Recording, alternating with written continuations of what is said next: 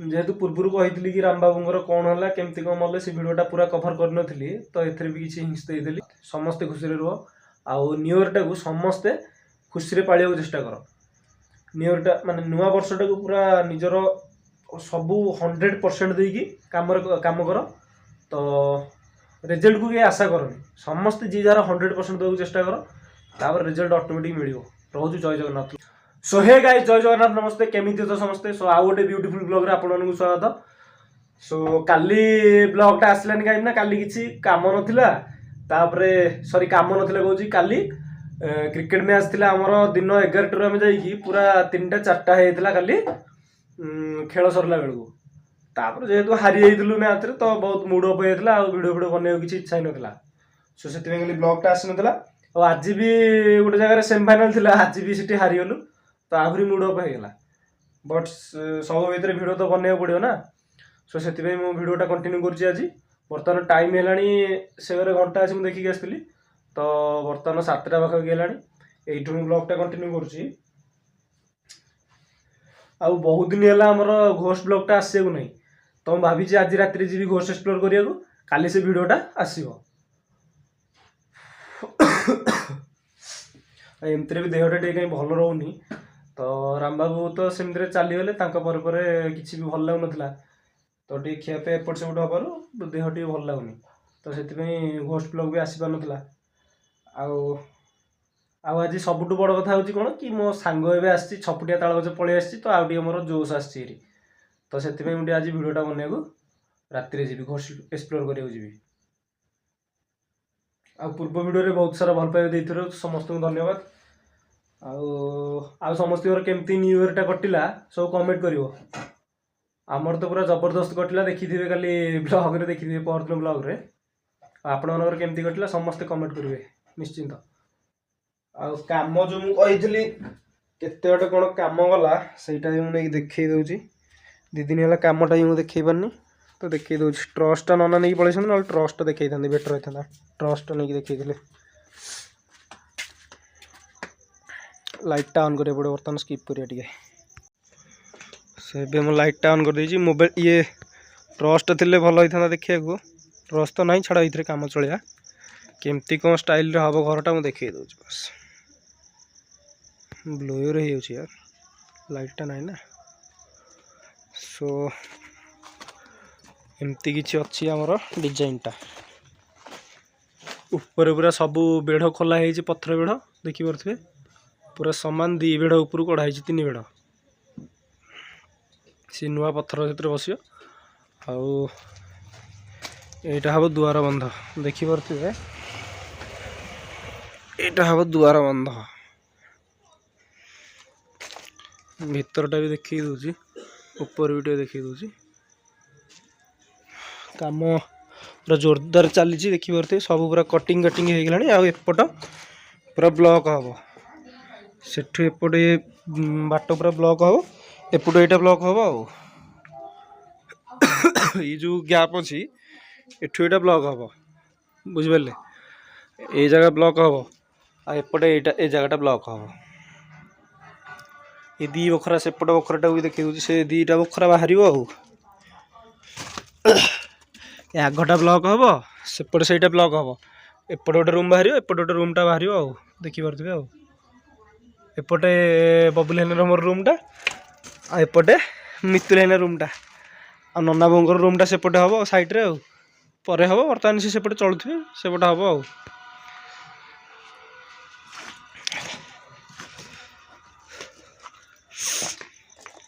एमती किसी रहा देखी पारे कि रहा पूरा पहाड़ भाया गधिया सब पत्थर गला फला सब कढ़ाई टोटाल झामा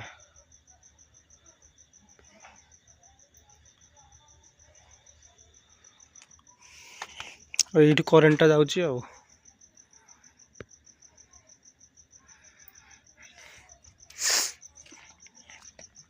एवं खियापिया सब करी घोस्ट एक्सप्लोरटा करने जीवु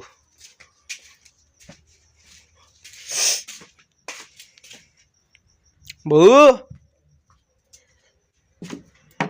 ବବଲେନା ଆସୁ ଟ୍ୟୁସନରୁ ଭଜା ଭଜା ଭାଜିବୁ ଆଉ ଘୋଡ଼ି ବୁଡ଼ି ହେଇକି ପୁରା ଶୋଇଛୁ ଆଉ ବର୍ତ୍ତମାନ ଦେଖେଇ ଦଉଛି 7ଟା 15 ହେଲାଣି। ଲାଇଟଟା କଣ ଆସୁଛି ଘଣ୍ଟାରେ ବନ୍ଦ ନାହିଁ ନାଇଁ କି ଏଇଟା ବନ୍ଦ କରିଦେବା ଲାଇଟ କଣ କହୁଛୁ?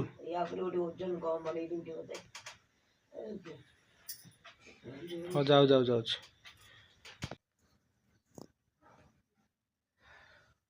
ସୋ ଆଉ ଗୋଟେ କଥା ମୁଁ କହିଦଉଛି କି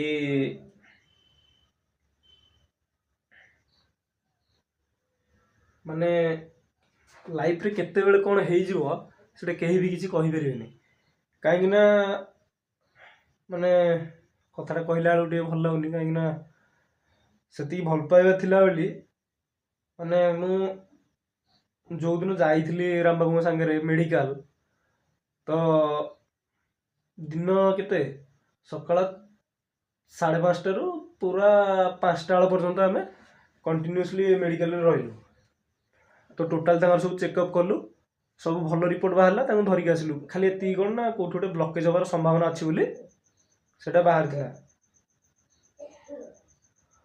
ତାପରେ ଡକ୍ଟର ବି କହିଥିଲେ, ଡେଟ୍ ଦେଇଥିଲେ 6 ଦିନ ପରେ ଆଣିକି ଆସିବ ରାମବାବୁଙ୍କୁ।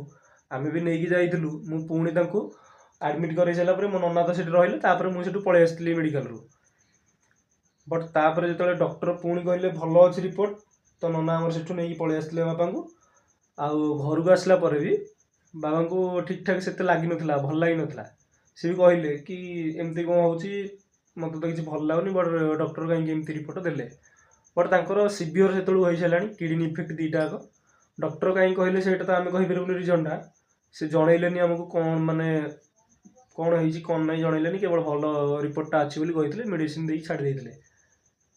ତାପରେ କିଛି ଦିନ ଗଲା ପରେ ରାମବାବୁ ଚାଲି ଯାଇଥିଲେ।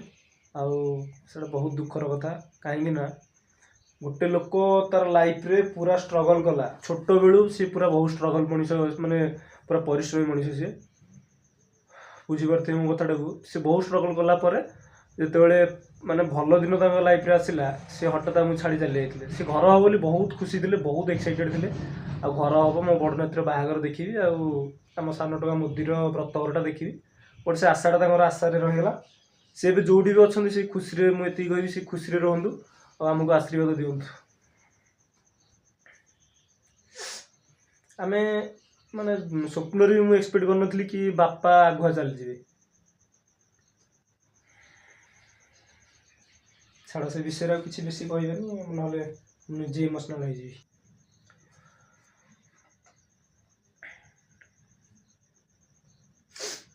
ସୋ ମୁଁ ଯେହେତୁ ଭାବିଛି ଆଜି ନାଇଟ୍ରେ ଏକ୍ସପ୍ଲୋରଟା କରିବାକୁ ଯିବି, ତ ଖାଲି ଗୋଟେ ମେସେଜ୍ ଦେବାକୁ ଆସିଥିଲି, କାଲି କାହିଁ ଭିଡ଼ିଓ ଆସିଲାନି। ଆଉ ଯେହେତୁ ପୂର୍ବରୁ କହିଥିଲି କି ରାମବାବୁଙ୍କର କ'ଣ ହେଲା, କେମିତି କ'ଣ ମଲେ, ସେ ଭିଡ଼ିଓଟା ପୁରା କଭର୍ କରିନଥିଲି, ତ ଏଥିରେ ବି କିଛି ହିଣ୍ଟସ୍ ଦେଇଦେଲି। ଆଉ ରାମବାବୁକୁ ସମସ୍ତେ କେତେ ମିସ୍ କରୁଛ ଏ ଭିଡ଼ିଓ ମାଧ୍ୟମରେ ନିଶ୍ଚୟ କମେଣ୍ଟ କରିବେ। ଆଉ ଏ ଭିଡ଼ିଓଟାକୁ ବେଶୀ ଲମ୍ବା କରିବାନି, ବାସ୍ ଗୋଟେ ମେସେଜ୍ ଦେବାକୁ ଆସିଥିଲି ଯେହେତୁ, ଏ ଭିଡ଼ିଓଟାକୁ ଏଇଠି ଏଣ୍ଡ କରିଦେବା। ଦେଖା ହେବା ନେକ୍ସଟ ବ୍ଲଗ୍ରେ। ରହୁଛୁ, ଜୟ ଜଗନ୍ନାଥ। ସମସ୍ତେ ଖୁସିରେ ରୁହ। ଆଉ ନ୍ୟୁ ଇୟର୍ଟାକୁ ସମସ୍ତେ ଖୁସିରେ ପାଳିବାକୁ ଚେଷ୍ଟା କର। ନ୍ୟୁ ଇୟର୍ଟା ମାନେ ନୂଆ ବର୍ଷଟାକୁ ପୁରା ନିଜର ସବୁ 100% ଦେଇକି କାମ କର। ତ ରେଜଲ୍ଟକୁ କେହି ଆଶା କରନି, ସମସ୍ତେ ଯିଏ ଯାହାର 100% ଦେବାକୁ ଚେଷ୍ଟା କର, ତାପରେ ରେଜଲ୍ଟ ଅଟୋମେଟିକ୍ ମିଳିବ।